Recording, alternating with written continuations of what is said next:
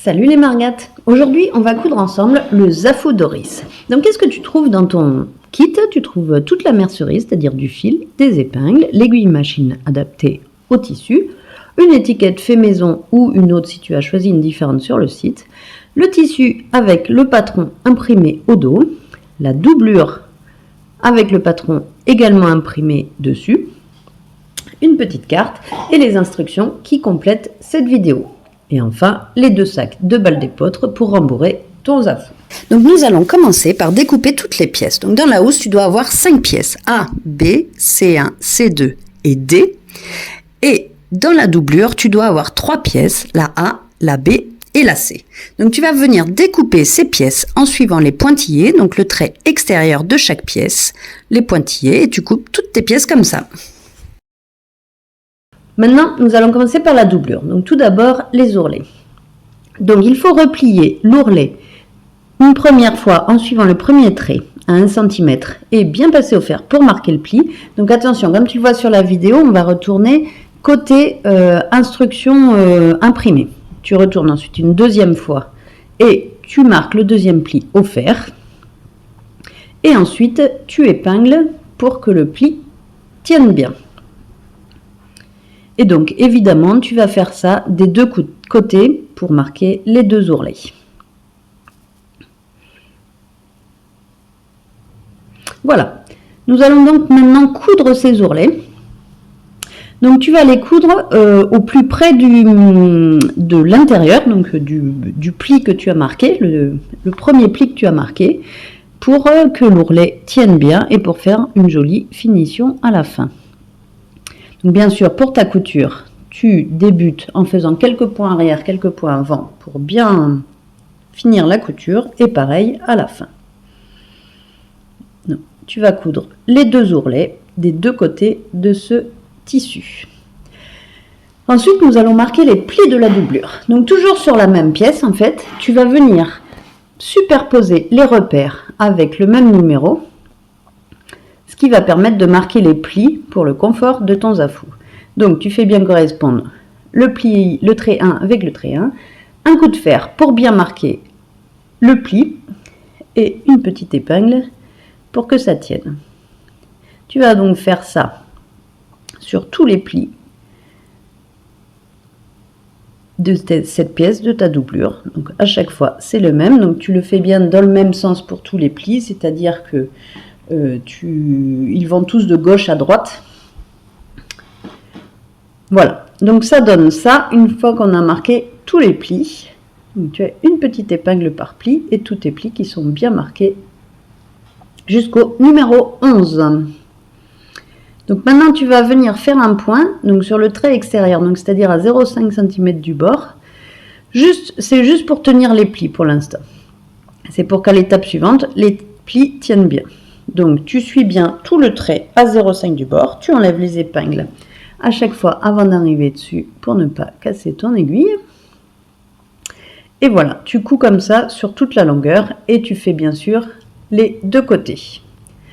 Donc tu feras juste attention quand tu feras l'autre côté pour ne pas que le pied de ta machine se prenne dans le pli. Il faudra bien faire passer le pli sous le pied. Nous allons maintenant assembler la doublure, donc c'est-à-dire le tour avec le haut et avec le bas. Donc tu vas venir placer le tour contre le haut en faisant correspondre les numéros, donc le 1 avec le 1 et ainsi de suite pour faire tout autour.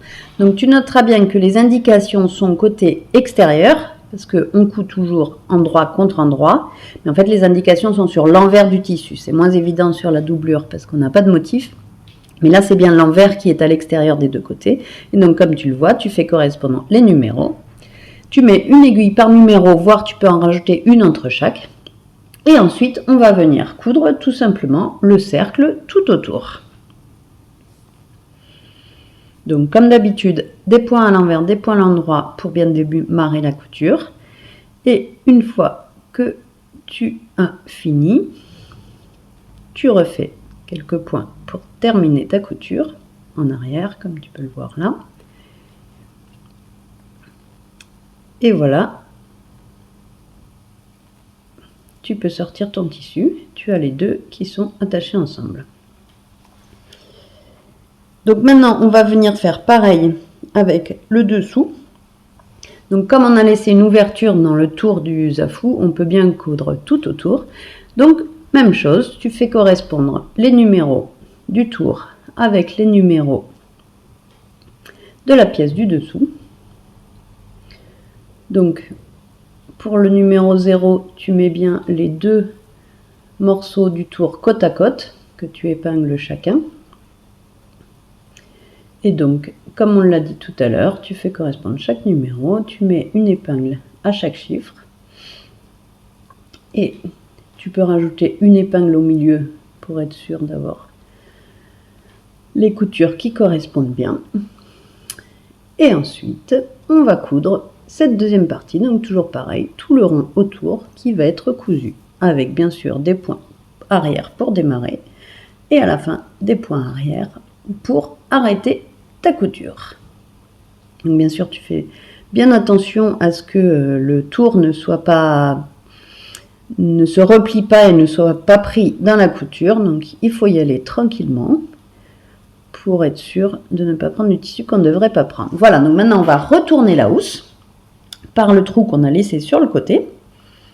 Et voilà, ça nous donne un support de zafou qu'on va pouvoir remplir avec la balle d'épeautre. Alors là, je te conseille de le faire dehors, parce que j'avoue que ça met un petit peu de poussière.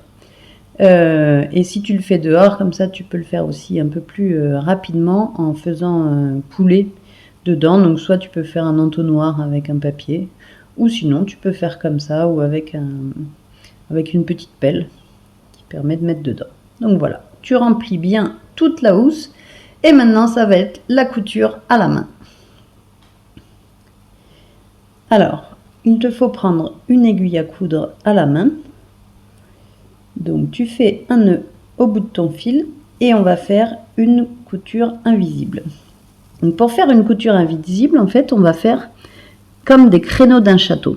C'est-à-dire que tu vas planter ton aiguille donc, au début et la ressortir quelques millimètres plus loin, 2-3 millimètres plus loin. Et ensuite, tu vas faire de même en face où tu vas planter dans le pli exactement et la faire ressortir 2-3 mm plus loin. Voilà, et on va faire comme les petits créneaux d'un château en fait, où à chaque fois on se met, on plante en face de là où on est sorti du pli et on ressort 2-3 mm plus loin. Voilà. Bon, si la couture n'est pas complètement invisible, c'est pas très grave parce que de toute façon on est sur l'intérieur du zafou. Ce qui compte surtout, c'est que ce soit assez serré pour que la balle d'épeautre ne puisse pas sortir de cette housse et se déverser dans le reste du zafou. Donc voilà, on va faire tout du long comme ça, ces petits créneaux.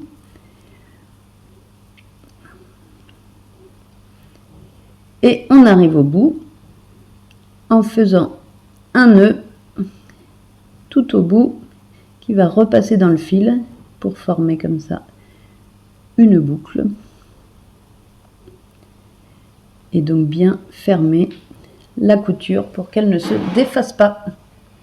Voilà, tu peux couper ton fil et maintenant on va attaquer la housse extérieure. On a déjà un zafou confortable en fait. Donc d'abord on va placer l'étiquette. Pour placer l'étiquette, tu as le repère mais qui est derrière le tissu. Donc tu vas planter 4 épingles aux 4 coins du repère pour ensuite pouvoir de l'autre côté positionner ton aiguille entre ces 4 épingles, ton étiquette entre ces 4 épingles. Voilà, comme ça elle sera bien droite et au bon endroit par rapport à ton zafou et par rapport à l'anse du zafou. Donc ensuite tu les épingles maintenant qu'elle est bien positionnée. Et on va venir la coudre tout autour, donc à l'intérieur de la bordure, mais au plus près possible de la bordure. Donc, comme d'habitude, on fait quelques points en avant, quelques points en arrière pour démarrer la couture. Et on vient bien coudre tout autour de l'étiquette pour qu'elle soit bien maintenue. Le fil étant de la même couleur que le tissu de l'étiquette, on ne verra pas du tout la couture une fois qu'elle sera terminée. Voilà, donc à chaque coin, on tourne bien pour pouvoir faire le côté suivant et on fait les 4 côtés pour qu'elle soit parfaitement maintenue. Et là, vous noterez que sur ce zafou, nous avons mis une étiquette toulousaine. Petit clin d'œil à nos clientes toulousaines. Voilà, nous allons maintenant faire les ourlets de la housse extérieure. Donc sur les pièces C1 et C2, vous avez des ourlets qui sont marqués. Donc on va faire comme pour la doublure, où on va marquer le premier pli au fer. Alors le tissu est bien épais, donc il ne faut pas hésiter à passer longuement au fer. Et on va faire le deuxième pli ensuite, et donc repasser au fer à nouveau pour bien marquer le pli. Une fois qu'on a fait ça, on va mettre les épingles pour bien maintenir les plis en place, d'autant plus que le tissu est épais. Et nous allons bien sûr faire ça sur les deux parties C1 et C2.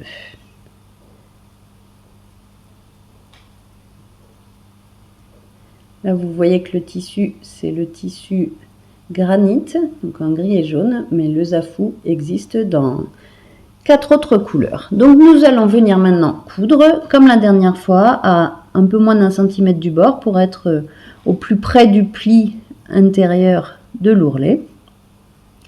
Mais bien sûr, il faut bien prendre l'ourlet et ne pas s'éloigner trop du bord. Donc vous pouvez prendre un peu de marge si ça vous rassure, de quelques millimètres. Ça tiendra quand même l'ourlet. Voilà, donc toujours les points arrière au début et à la fin pour que la couture tienne bien. Vous allez coudre les ourlets des deux pièces C1 et C2. Ce sera donc le dessous du zafou qui permettra de déhousser le zafou. Maintenant que ceci est terminé, nous allons marquer les plis de la housse et les coudre. Donc là, c'est la même chose que sur la doublure. Vous faites correspondre les repères avec, en fonction des numéros, le 1 avec le 1, et ainsi de suite jusqu'au numéro 11. Donc bien sûr, comme pour la doublure, un bon coup de fer quand on a marqué les plis, une petite épingle de chaque côté, et on renouvelle ça pour les 11 plis de la housse.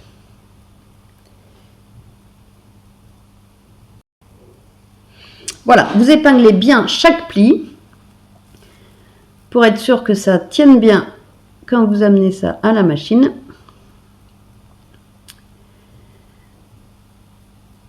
Et c'est parti pour coudre tout ça. Donc pareil que pour la doublure, on va coudre sur le trait extérieur, donc à 0,5 du bord. Donc là, vous voyez qu'on est sur le côté où les plis sont vers l'avant, donc vous faites bien attention à ce que les plis ne se prennent pas dans votre machine à coudre. Encore une fois, là, l'objectif est vraiment juste de marquer les plis pour qu'ils soient bien maintenus au moment où on va coudre avec la housse du dessus.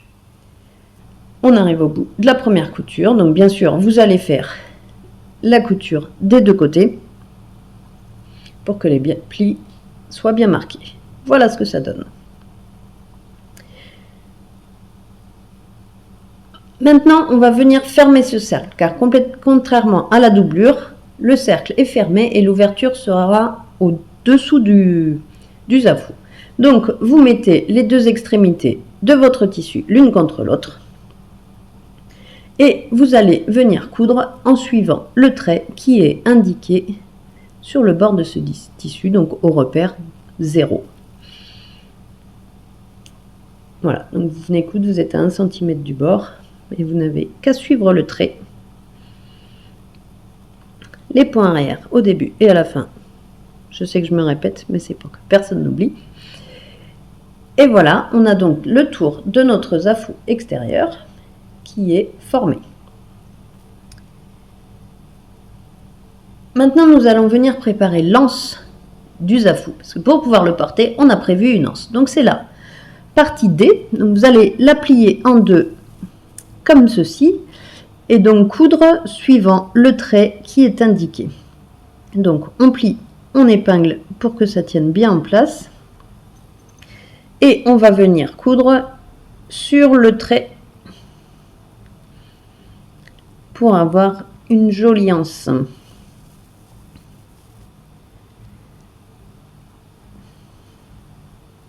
Comme d'habitude, des points en arrière, des points en avant, bien sûr. On enlève les épingles au fur et à mesure. C'est quand même mieux pour éviter de casser l'aiguille de la machine.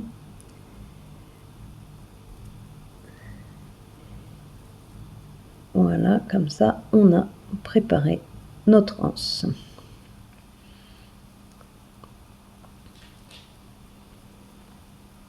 Les points arrière pour terminer la couture.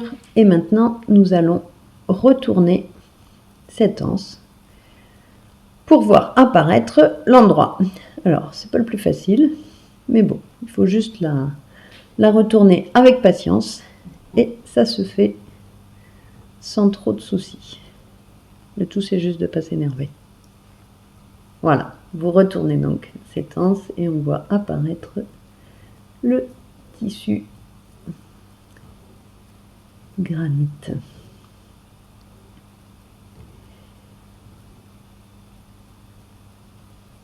Là, voilà. Maintenant qu'elle est retournée, on va venir repasser pour bien marquer les plis sur le côté. Pour faire une jolie anse bien plate qu'on pourra positionner. Donc maintenant, on va venir la positionner sur le tour. Donc, on va la placer autour du repère numéro 0.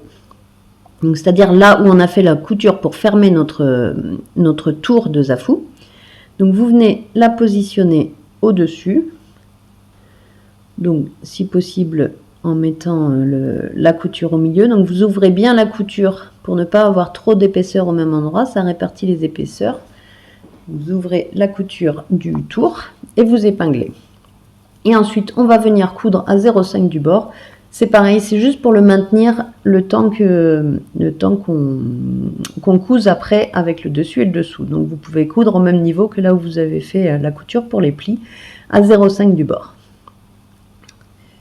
Voilà, notre anse est positionnée et nous allons pouvoir maintenant assembler la housse. Donc, comme pour la doublure, vous allez venir positionner le bas. Donc, il vaut mieux commencer par le bas, donc c'est-à-dire par les pièces C1 et C2 que vous positionnez sur le tour de votre zafou. Donc, arrivé au repère 0, vous le positionnez bien au niveau de la couture du tour, donc sur laquelle on a mis l'anse tout à l'heure. Et vous verrez qu'en suivant les repères, les deux parties C1 et C2 vont se superposer un peu. Donc vous les superposez de façon à ce que l'ourlet se place à côté l'un de l'autre en se superposant. C'est ça qui permettra d'avoir des jolies finitions. Donc vous épinglez bien à chaque repère avec un numéro et vous pouvez ajouter une épingle entre chaque repère. Vous avez assez d'épingles dans votre kit pour le faire. Comme ça, ça garde bien le tissu en place et ça permet de ne pas avoir de plis indésirables. Donc, comme pour la doublure, vous venez coudre tout autour. Donc, allez-y tranquillement, en particulier quand vous êtes au milieu, parce que là, vous avez pas mal d'épaisseur. Donc, il faut y aller doucement et ça passera. Et pareil, pendant toute la couture, faites bien attention à ne pas avoir le morceau A, donc qui est le tour, qui se replie et que vous cousez par erreur un endroit qui ne va pas. Donc comme vous voyez, de temps en temps, je soulève le tissu pour vérifier dessous qu'il n'y a rien. Donc vous pouvez faire pareil pour être sûr de ne pas coudre une épaisseur que vous ne voudriez pas coudre. Voilà, on fait tout le tour tranquillement en enlevant les épingles au fur et à mesure. Voilà, pour coudre le dessous de votre zafou. Voilà, nous avons terminé le tour du dessous du zafou. Donc, encore une fois, quand on arrive au milieu, on va bien lentement. Et maintenant, on va faire la même chose avec le dessus. Donc, on a positionné le dessus avec les épingles. Je ne vous ai pas remis la vidéo parce que c'est exactement la même chose. Et on va venir coudre le tour du dessus. Donc là, en plus, il y a une seule pièce, donc c'est vraiment simple. On fait juste correspondre les chiffres. Et on vient coudre en suivant le trait tout autour. Donc on y va encore tranquillement en vérifiant que le tissu ne se prend pas là où il ne doit pas se prendre. On met bien à plat avant le passage du pied. et on va coudre tout autour.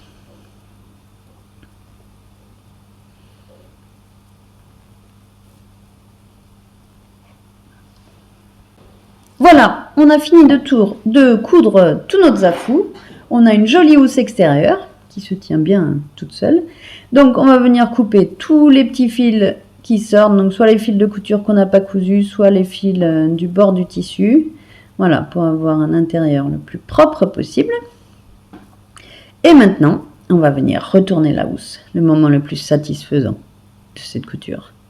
Hop, on retourne la housse et on voit apparaître l'extérieur de notre zafou avec sa jolie étiquette. Hop, on enlève les dernières épingles qu'on avait oubliées. Et voilà, donc non, ce n'est pas une charlotte pour se laver les cheveux, c'est bien une housse de zafou. Et là, attention, c'est le plus compliqué, je crois, de tout ce qu'on a fait. Il va falloir mettre l'intérieur dans la housse. Alors, il faut y aller doucement. On a mis pas mal de balles d'épeautre pour avoir un zafou bien rembourré. Et comme le but était de ne pas avoir de fermeture éclair ou de boutons pour pas que ce soit compliqué à coudre et pour pas que ça gêne après une fois qu'on se met dessus.